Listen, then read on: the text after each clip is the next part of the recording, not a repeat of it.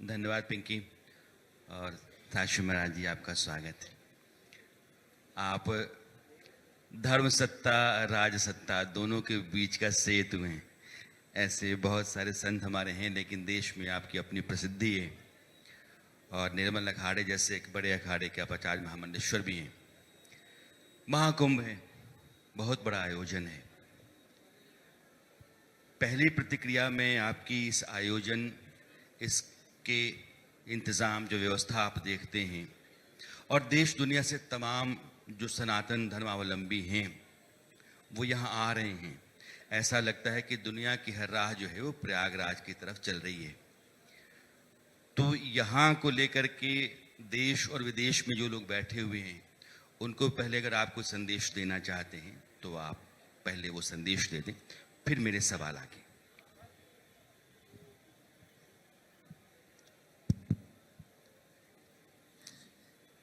वंदे मातरम, जय जय श्री राम।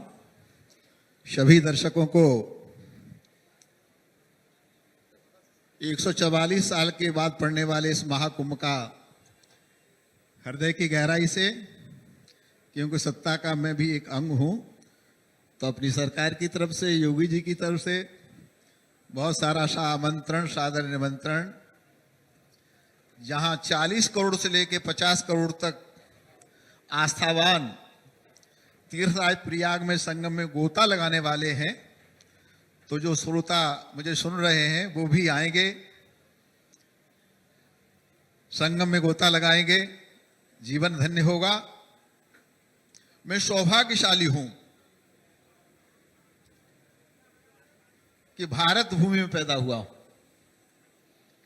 स्वर्ग के देवता भी भगवान से प्रार्थना करते हैं कि कभी भारत में जन्म लेने का अवसर मिले तो संगम में गोता लगाएं, कुंभ में संतों महापुरुषों के दर्शन करें, उनकी चरण सेवा करें, उनका आशीर्वाद लें। ये ऋषियों का देश है, ऋषि प्रधान देश है, कृषि प्रधान देश है। और ऋषि इस भावना के रहे हैं वसुधैव कुटुंबकम, सर्वे भवन्तु सुखिनः सर्वे सन्तु निरामया सर्वे भद्राणि पश्यन्तु मां कश्चित् दुख भाग भवेत्। हम किसी को भी कष्ट नहीं देना चाहते जी, हम किसी को भी नहीं छेड़ना चाहते। हम ही लोगों ने छेड़ा, लेकिन अब हिंदुस्तान का हिंदू और साधु समाज जाग गया है। हम किसी को छेड़ते नहीं है, अब कोई छेड़ेगा तो उसे छोड़ेंगे नहीं। ये थोड़ा धमकी वाला अंदाज जो है वो कई हलकों में, समाज के अलग अलग हिस्सों में अलग तरीके से लिया भी जाता है। जैसे आपने हाल ही में मौलाना शहाबुद्दीन रिजवी के बयान पर कि ये कुंभ का एक बड़ा हिस्सा 50-55 एकड़ का वो वक्फ बोर्ड का है, और आपने बहुत तीखी टिप्पणी की। इस तरह के बयान क्यों आते हैं और फिर इस तरह की टिप्पणियां क्यों होती हैं? देखिए, सूर्य निकलता है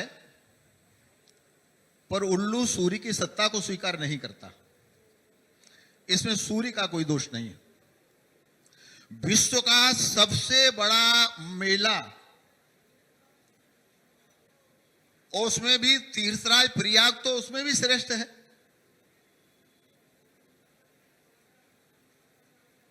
ये अनादिकाल से लगा चला आ रहा है, और आज कोई फतवा जारी करके कहता है कि ये तो हमारे वक्फ बोर्ड की जगह है। आपके चैनल के माध्यम से मैं कहना चाहूंगा, जब इस्लाम पैदा नहीं हुआ था इस धरती पर, जब मोहम्मद भी पैदा नहीं हुए थे, तब से यह महाकुंभ की परंपरा चली आ रही है। यह सनातन परंपरा है, यह ऋषियों की परंपरा है। तो इसके ऊपर उंगली उठा के या सनातन धर्म के ऊपर उंगली उठा के माहौल बिगाड़ने का लोग प्रयास न करें। ये ध्यान रखें कि बुलडोजर बाबा योगी आदित्यनाथ उत्तर प्रदेश के मुख्यमंत्री हैं। अगर किसी ने भी माहौल बिगाड़ने का प्रयास किया तो कानून अपना काम करेगा। एक बात स्पष्ट करना चाहता हूं आपके चैनल पर, सारी दुनिया में एक धर्म था, एक धर्म है और एक ही धर्म रहेगा। उसका नाम है सत्य सनातन वैदिक हिंदू धर्म। सनातन का अर्थ है इसकी कोई डेट ऑफ बर्थ नहीं है, और जिसकी डेट ऑफ बर्थ नहीं होती है उसकी डेथ की भी कोई डेट नहीं होती है। लेकिन साक्षी महाराज जी, चूंकि मेरा ये सत्र है वो सनातन पर जो संकट है उसको लेकर के है। एक तो मैंने वक्फ बोर्ड की बात, वक्फ की जमीन की बात की है।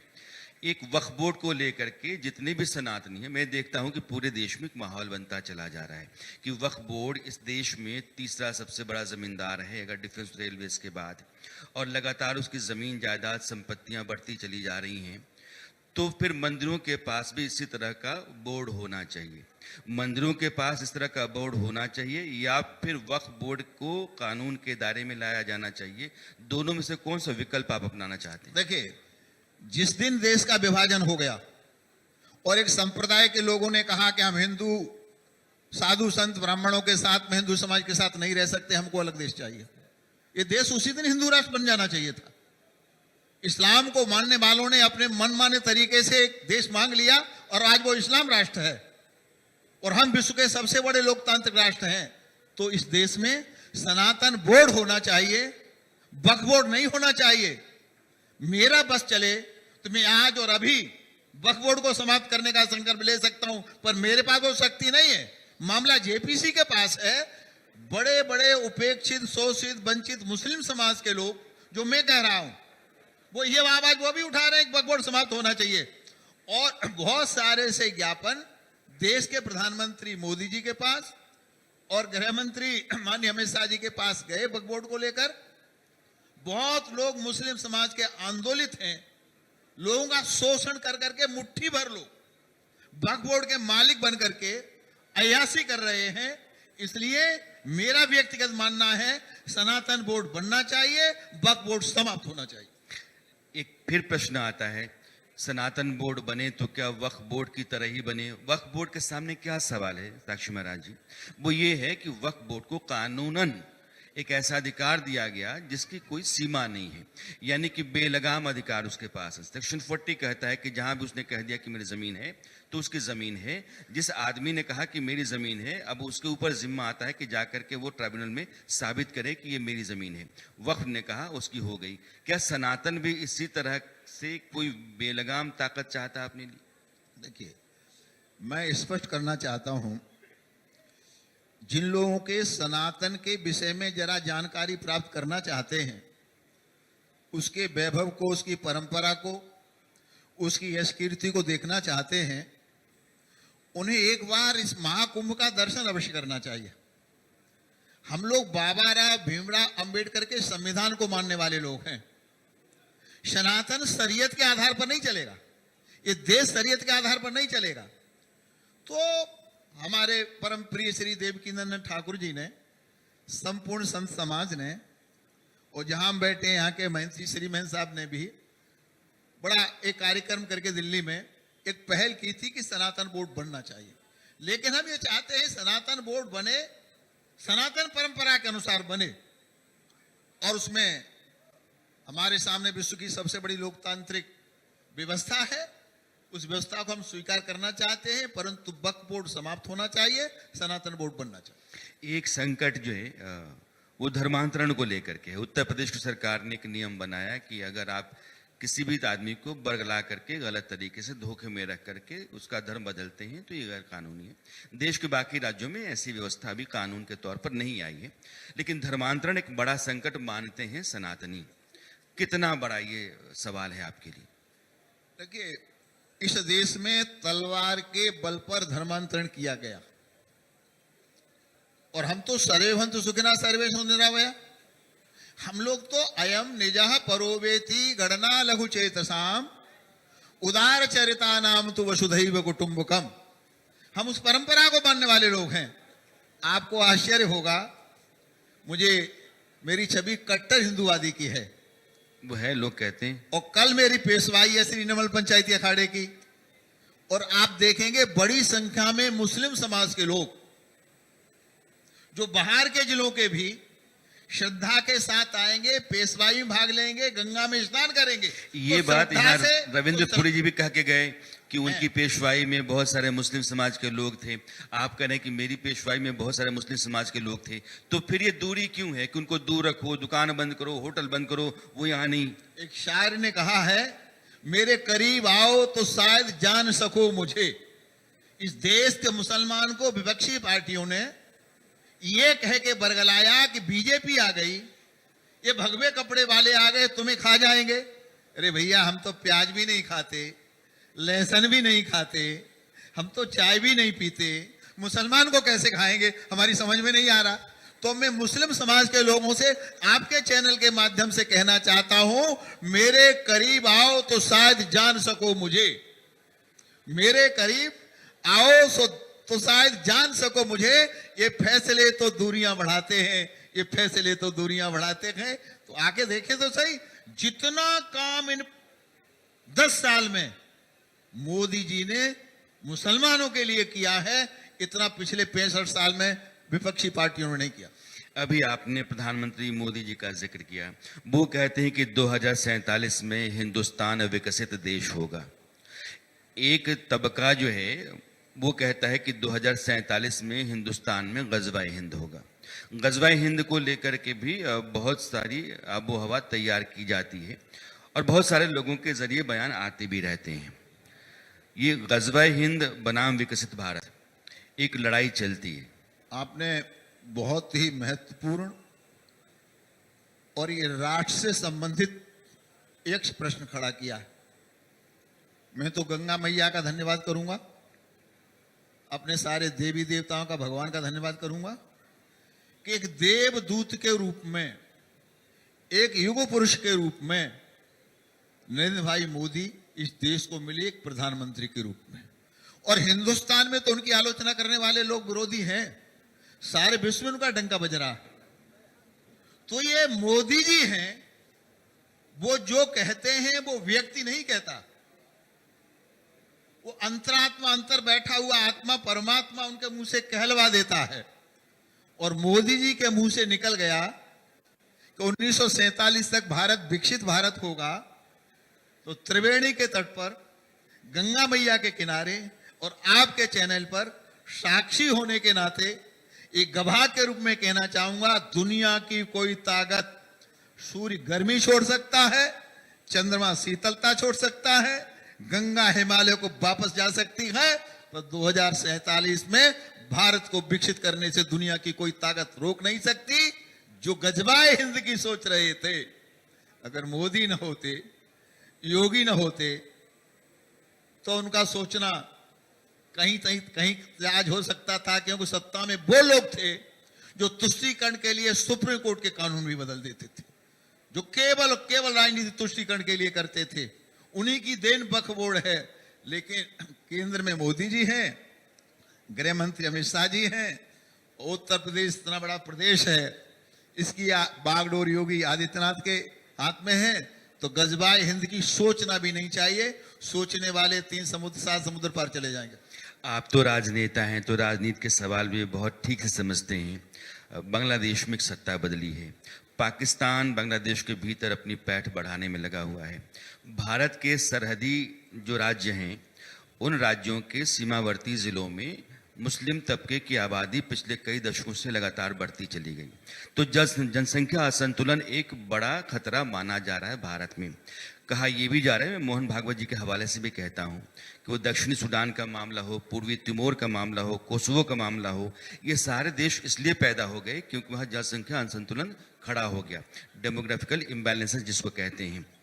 ये बंगाल, असम, बिहार, उत्तर प्रदेश के तराई के इलाके, ये सब उसी संकट के सामने आके खड़े हैं।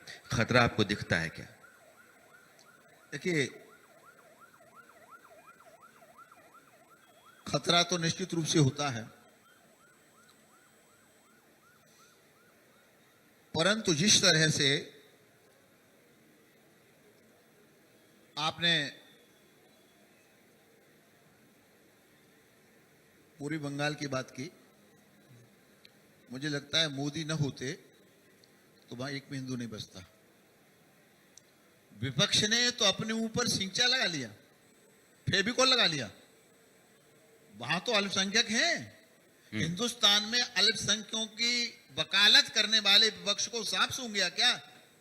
बांग्लादेश में जब कत्लेआम हुआ, माता बहनों के साथ में बलात्कार हुआ, तो विपक्ष का एक आदमी भी, राहुल से लेके प्रियंका से, सोनिया से लेके, अखिलेश से लेकर के, ममता से लेकर के, कोई नहीं बोला। अगर बोले तो मोदी जी बोले, योगी जी बोले, अमित शाह बोले, हम लोग बोले।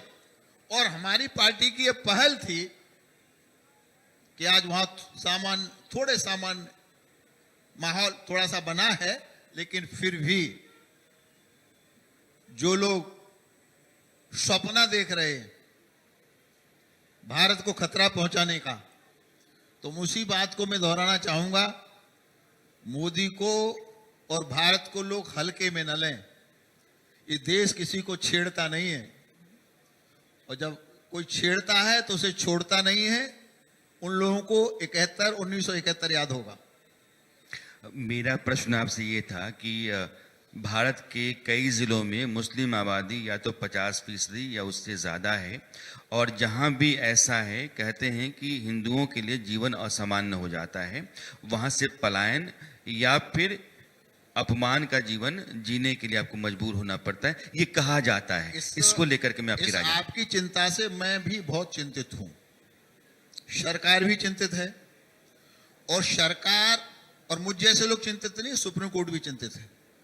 माननीय सुप्रीम कोर्ट ने कहा था कि जनसंख्या सुरसा की तरह मुंह बढ़ाती चली जा रही है और संतुलन बिगड़ता चला जा रहा है। हिंदू जितना पाकिस्तान में रहा, अब तो कुछ रहा ही नहीं वहां पर, ना के बराबर। और यहां वो कह रहे हम 40 करोड़ हो गए, 4 करोड़ से 40 करोड़ हो गए। तो आपको याद होगा मेरे खिलाफ FIR दर्ज हुई थी जब मैंने मेरठ में कहा था हर हिंदू को 4 बच्चे पैदा करना चाहिए, ये संतुलन नहीं बिगड़ना चाहिए। तो मेरठ में मेरे खिलाफ FIR दर्ज हुई थी। मैंने कहा एक संघ को दे दो, एक हमें दे दो, एक सेना में भेज दो, एक अपनी सेवा के लिए रख लो। क्योंकि अब ये परंपरा भी कैसे रहेगी, साधु महात्माओं के बड़े बड़े मठ हैं, मंदिर हैं। तो मैंने एक तार्किक तरीके से ये रखा था। अब वो तो मैंने किसी तरह मामले को झेला, खत्म हुआ, उसका माननीय मोहन भागवत जी ने कुछ कह दिया। उधर सुप्रीम कोर्ट ने कहा संतुलन नहीं बिगड़ना चाहिए, जनसंख्या कंट्रोल करना चाहिए। तो ये पक्ष और विपक्ष, सरकार को और विरोधी पक्ष को भी इस देश की चिंता करनी चाहिए। देश सबका है। इस देश में वो माहौल न हो जाए जो कश्मीर में हो गया, इस देश में वो माहौल न बन जाए जो पश्चिम बंगाल में हुआ, इस देश में वो माहौल न हो जाए केरला में हुआ, इस देश में वो माहौल न हो जाए पश्चिमी उत्तर प्रदेश में बना, इस देश में वो माहौल न हो जाए जो संभल में बना। इसलिए मेरे लिए भी चिंता का विषय है, सब चैनलों को चिंता का विषय है, सब साधुओं के लिए चिंता का विषय है, प्रदेशों और केंद्र की सरकार के लिए भी चिंता का विषय है। निश्चित ही इसमें कोई ठोस निर्णय करना चाहिए, पर मुझे अपने नेता मोदी जी पर विश्वास है, निश्चित ही कोई न कोई सही निर्णय लेंगे। देश में माहौल के बदलने की चिंता आपके भीतर, आपने कहा कि संभल का हवाला भी आपने दिया, मोहन भागवत जी का जिक्र भी आपने किया। मोहन भागवत जी ने कहा कि ये जो अलग अलग शहरों में मंदिर तलाशे जा रहे हैं मस्जिदों के नीचे, ये ठीक नहीं है। कुछ लोग नेता बनना चाहते हैं। अयोध्या हो गया, उसके बाद इस रिवाज को और इस सिलसिले को रोका जाना चाहिए। और सामने आपके संभल भी है, सामने आपके जौनपुर भी है। देखिए, माननीय मोहन भागवत जी बहुत वरिष्ठ हैं, अभिभावक हैं, हम लोगों के मार्गदर्शक हैं। व्यक्तिगत रूप से मैं उनका बहुत सम्मान करता हूं और हर समझदार व्यक्ति उनका सम्मान करता है। लेकिन माननीय मोहन भागवत जी से भी निवेदन करूंगा मैं आपके चैनल के माध्यम से, जब कुतुब मीनार पर लिखा है 27 हिंदू मंदिरों को तोड़ के ये मीनार बना के तैयार की गई, अपमान हम कैसे सहन करेंगे? जब कहीं किसी जामा मस्जिद की सीढ़ियों में हमारे देवी देवता छिपे हुए हैं और वो आवाज लगा रहे हैं कि हमें निकालो, तो हम चुप कैसे बैठेंगे? साक्षी महाराज ये कह रहे हैं कि जो ऐतिहासिक इमारतें आज की तारीख में हैं, कुतुब मीनार और जामा मस्जिद की तरह, उनको ध्वस्त कर दिया जाना मैं चाहिए। ये कह रहा हूं बिल्कुल तोड़ देना चाहिए था उनको पहले, फिर बना ले कुतुब मीनार। अगर उनको कुतुब मीनार बनानी थी तो हमारा अपमान के लिए उन्होंने चिन्ह क्यों छोड़ा कि 27 हिंदू मंदिरों को तोड़ के बनाया गया? आप बिल्कुल नेस्तनाबूद कर देते, मस्जिद बना लेते, कुछ ही बना लेते। आपने चिन्ह क्यों छोड़े? संभल में भी यही चक्कर है, आपने चिन्ह क्यों छोड़े? केवल इसलिए कि हमने तुम्हारे देवी देवताओं का अपमान किया है। तो ये हिंदू धर्म के लोग अब जागृत हो गए हैं, अपमान सहन नहीं कर सकते। तो हम कहीं खोज नहीं रहे हैं, वो तो भगवान स्वयं बोल रहे हैं। रामलला ने बोला है हम अयोध्या चले गए, बाबा ने बोला है हम काशी चले गए, कन्हैया ने बोला है हम मथुरा चले गए। तो भगवान आवाज लगाते हैं, भगवान साधु महात्मा दौड़े चले जाते हैं। तो जैसे आपने चिंता जताई कि एक समुदाय विशेष की आबादी के बढ़ने से चिंता है, वैसे ही अलग अलग शहरों में अलग अलग मस्जिदों के नीचे मंदिर खोजे जाने को लेकर के भी एक तबके को चिंता है कि इससे देश में माहौल खराब होगा। नहीं, इस्लाम में समझदार भी मुसलमान हैं। मैं आपके चैनल के माध्यम से कहूंगा, जहां उनको पता हो कि मंदिर हो तो काहे को समीक्षा हो, काहे को लोग देखने के लिए जाएं स्वेच्छा से। जैसे अभी बरेली में एक मौलवी जी ने स्वयं ही मस्जिद तोड़ दी मंदिर के लिए, या मंदिर था स्वयं तोड़ दी। तो लोग आगे बढ़ करके अगर ये कदम उठाते हैं तो इससे भाईचारा बढ़ेगा। आखिरकार हिंदुस्तान में रहने वाला कोई मुसलमान अरब से नहीं आया है, सब हमारे भाई हैं, कन्वर्ट हिंदू हैं। कोई ठाकुर है, कोई ब्राह्मण है, कोई गुजर है तो सब भाई हैं हमारे भाई। लेकिन तब किसी की तलवार थी, आज किसी की तलवार नहीं है। तो अपने घर वापसी अपने आप कर लेना चाहिए। घर वापसी के लिए राक्षु महाराज जी हैं, वो न्योता दे रहे हैं। आप घर वापसी कह रहे हैं, धर्मांतरण नहीं कह रहे हैं। आपने बहुत सोच समझ के कहा है कि घर वापसी कर लेना चाहिए। अभी अखिलेश जी का एक हाल का बयान था, संभल का जिक्र चल रहा है इसलिए मैं उनको ला रहा हूं कि मुख्यमंत्री का जो आवास है उस आवास के नीचे अगर आप खोदिएगा तो शिव मंदिर निकल आएगा, शिवलिंग निकल आएगा। देखिए, अखिलेश पढ़े लिखे हैं, एक बड़े बाप के बेटे हैं, उत्तर प्रदेश मुख्यमंत्री भी रहे हैं और आज सांसद भी हैं। संवैधानिक पद पर बैठे हुए किसी व्यक्ति को ऐसी बचकानी बात नहीं कहनी चाहिए। मुख्यमंत्री आवास किसी व्यक्ति का आवास नहीं है, वो योगी आदित्यनाथ का आवास नहीं है। वो उत्तर प्रदेश जैसे बड़े प्रदेश के संवैधानिक पद पर बैठे मुख्यमंत्री का आवास है।